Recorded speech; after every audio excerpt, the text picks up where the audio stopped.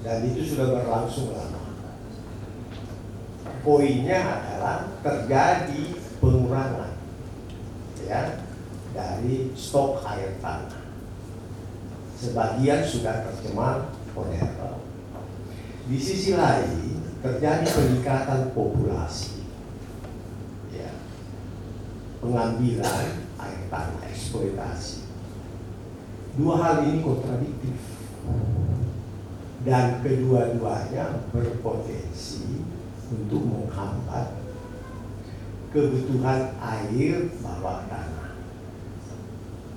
Pilihannya adalah air di permukaan.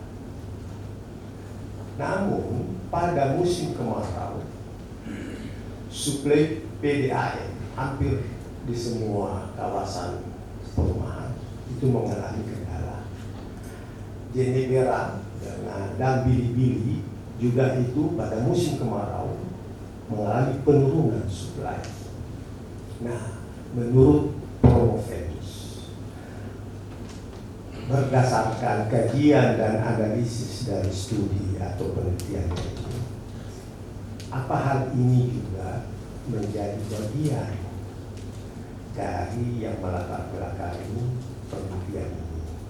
Dan kalau jawabannya ya, apa yang Anda berikan sebagai kontribusi ya, sehingga pembangunan kawasan pantai barat dalam konsep kota tepian pantai dan Center Point of Indonesia itu tidak terganggu oleh hasil-hasil yang saya sampaikan tadi.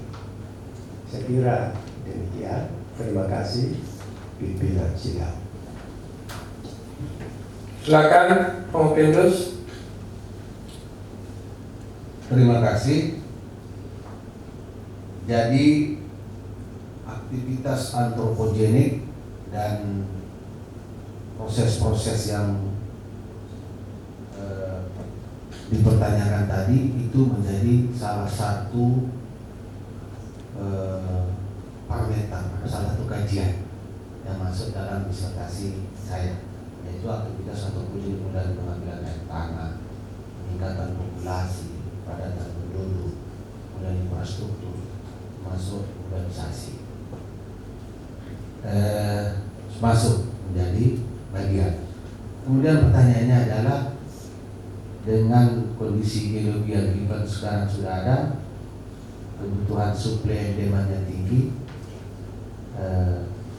rekomendasi yang bisa disampaikan sekalipun dalam disertasi saya belum muncul adalah mencari alternatif pusat air baku dengan salah satunya menggunakan mengalir air di saat hujan, kemudian memanfaatkannya di saat kemarau supaya kita dengan kehujanan, kebanjiran di musim hujan dan kekeringan di musim kemarau.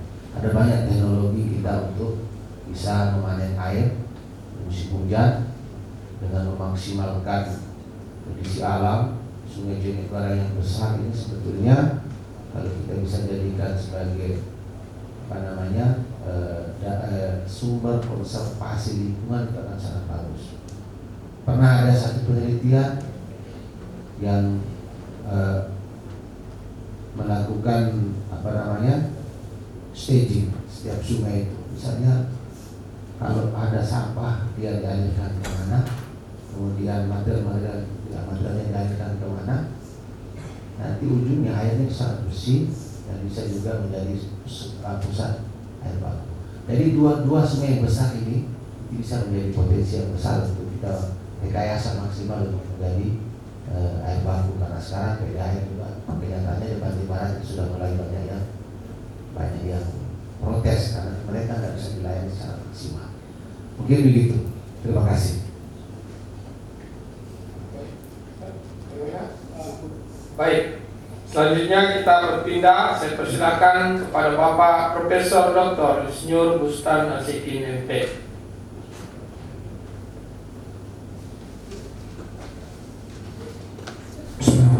Assalamualaikum warahmatullahi wabarakatuh.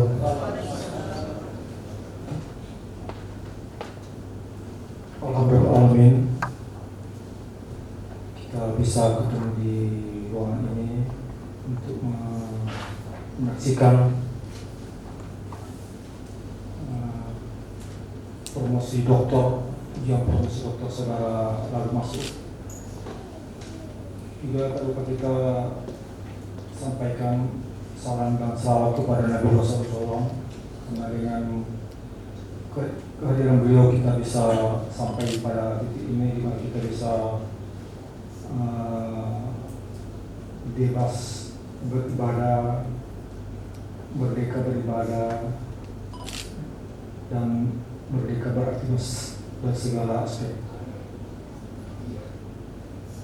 Saya sebagai co-promotor mengucapkan syukur bahwa saudara Lalu Mas'ud bisa sampai di titik ini untuk promosi doktor. Mudah-mudahan ilmu yang telah disampaikan tadi bisa kita mengambil manfaatnya. Jadi sebagai co-promotor saya ingin bertanya kepada saudara Lalu Mas'ud. Seperti kita ketahui bahwa semua kota-kota besar Indonesia umumnya ya, ada di daerah pesisir, yaitu waterfront city. Kemudian termasuk Makassar ini ya, yang menjadi lokasi penelitian saudara Mas'ud, yang sudah mengalami intrusi menurut kesimpulan lalu. Ya. Kemudian sebagai Propendus, bagaimana hasil penelitian ini? Ya, apakah bisa diterapkan di tempat lain seperti katakanlah Mamuju, Kendari, untuk Sulawesi, Kota Palu, dan kota-kota lain seperti Jakarta, Semarang, Surabaya, semua ada di daerah pantai. Oke, saya kira itu mohon dielaborasi apa yang sudah sampaikan tadi. Silakan. Terima kasih. Baik, silakan Propendus. Terima kasih yang maha terpelajar Prof. Ustaz Nasikin. Jadi model yang ada ini bisa dimanfaatkan untuk semua daerah yang ingin mengembangkan kawasan waterfront city-nya atau kawasan depan pantainya itu untuk dikembangkan maksimal.